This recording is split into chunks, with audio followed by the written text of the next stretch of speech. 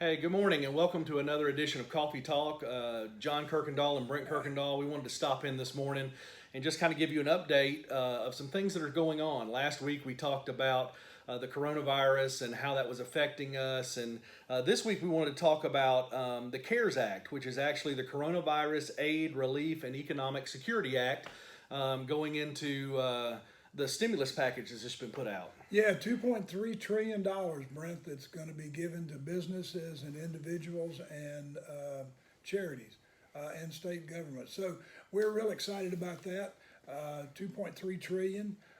Individuals, we will be getting something, but there's a lot of caveats and a lot of conditions with this thing, and we want to go over some of those with you this morning. Yeah, some of the key points that were brought out in this, we've all heard about on social media or otherwise about the $1,200, the money that we're getting from the government. We're going to get some relief. We're going to get a check. And it's always good when we can get some money from the government back. But a lot of people have heard that number, but I just need you to understand and realize that in this, that it's based off your adjusted gross income, your AGI. So in filing your taxes, if you made under $75,000, then you'll get that whole $1,200 if you're single. If you're a couple and you make under 150, you'll actually get 2,400. So 1,200 times two. What you need to understand in this is that you can actually still get a check if you make more than those numbers. It's just going to be prorated. So for singles, you can actually make up to 99,000 and still get a portion of that 1,200. For married couples, you can actually make up to 198,000 and still get a portion of that 2,400.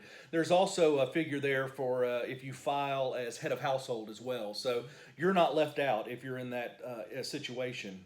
Well, you know, the thing about it is, Brent, it's based upon your last tax return. So the government already knows how much money you're going to be getting. The good news is for those people that ever gotten a refund from the IRS or on their taxes or are now on Social Security, that money is going to be deposited directly into your account sometime in the middle of this month. So that money's already on its way. If they don't have that, they have an address for you, and they will mail you a check, and that will be sometime in 4 or 5 weeks down the road. So it'll take a little bit longer, but the money's coming. Everybody should get a check. But one little caveat: if you had an extraordinary income, some extraordinary income come in 2019, you might want to hold off filing those taxes if you haven't already filed them, because they'll be looking at 2018, which might have been, you might have had less income. So we have until July to file Yeah, our taxes. July So 15th. if you had an extraordinary income in 2019, you may want to hold off and getting that filing in. In that case, they'll look at 2018 if you haven't Yes. filed 2019 yet. Right. One of the other things that came into play with the Stimulus Act is the penalty-free withdrawals from pre-tax retirement accounts, 401ks, IRAs, traditional IRAs, which is really nice. So if you're in a situation where you have money saved up for retirement, but this coronavirus has left you either unemployed or home from work and you're not getting paid, you can actually, or have some hardship, you can actually withdraw up to $100,000 without having to pay that 10% penalty for taking it out early, that early withdrawal penalty before 59 and a half. You'll still have to pay the taxes on the money that you take out, but you don't have to pay that penalty. Now, there is an issue there as well. You can spread those taxes out over 3 years. You don't have to pay them all that first year. And if you pay them back within 3 years, you actually don't have to pay the tax on the money that you took out. It's kind of like an interest-free loan. You pay that money back. As we were discussing over breakfast, a lot of things come into play here. We don't know how that's going to be, the requirements for paying that back, if it's going to be all in you can do it all over in the third year, or you do it over year 1, 2, 3 equally. Right. We haven't heard those details yet, but we know that there are things in play that'll allow you to have some relief. Yeah, those will all be coming out as we get more clarification on this. Also, one of the things is that, as you know, as part of the Secure Act, which took place January 1st, required minimum distributions on your deferred accounts, IRAs, 401ks, didn't have to be taken out until age 72. The former age was 70 and a half.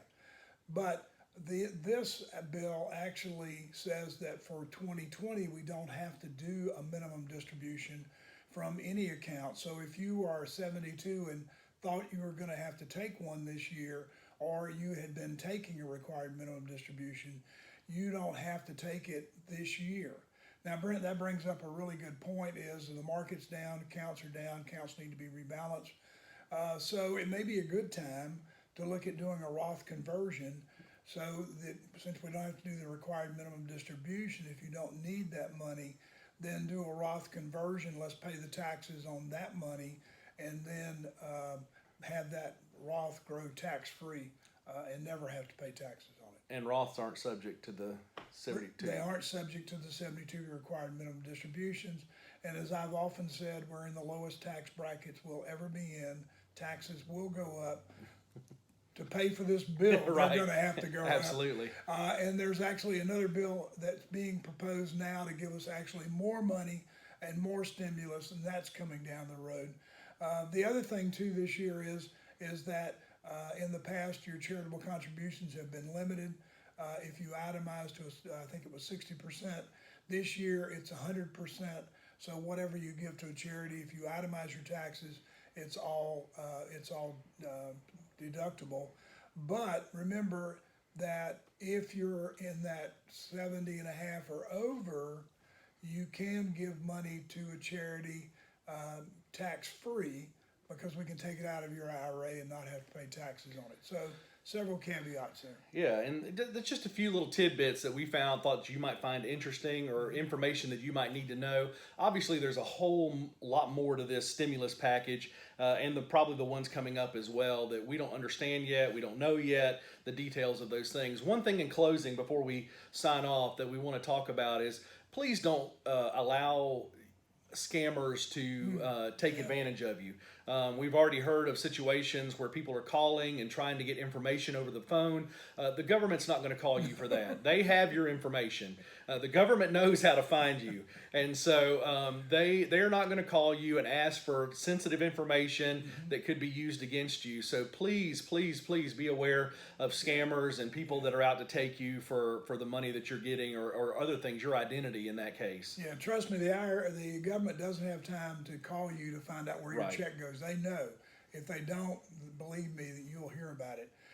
In closing, we just want to say be safe out there. We know we're in this quarantine. We know that things are different. I know that I took a couple of days off and almost killed myself because there's nothing to do. And so, be safe. If you need anything, if you're one of our clients and you need something, you give us a call. We'll find a couple of extra rolls of toilet paper for you or something. Whatever you need, so give us a call. But we want everybody to be safe, Brent. Absolutely. Have a great Easter weekend, and we'll talk to you soon.